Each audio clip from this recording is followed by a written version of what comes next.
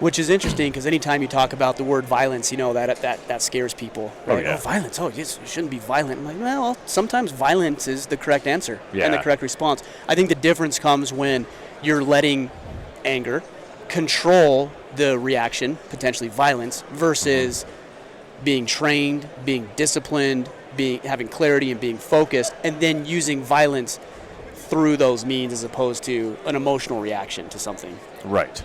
Yeah, I am constantly preaching, as you know, violent nomad, and I get questioned all the time, what is that? And I explain it real simple. Violence is usually associated with bad people or bad events. That's it. Yeah. No one ever in their mind associates it to a good person using it to get themselves out of a bad situation. Right. So violence of action, meaning you are going to commit and you're going to execute and you're going to get out of that situation in a violent manner, because it has violence has a time requirement almost, Yeah, it's urgent. It's now. Right. And it has no hesitation in it, and that's key.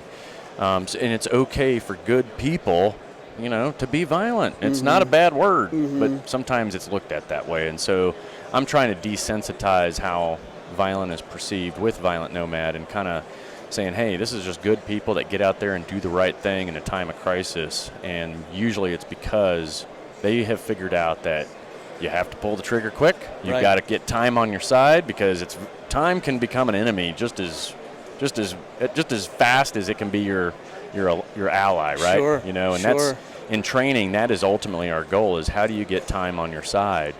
Because time equals options. Obviously, if you have time to make good decisions, then the odds are it's going to increase your odds of survivability or winning that particular fight. Sure. Yeah.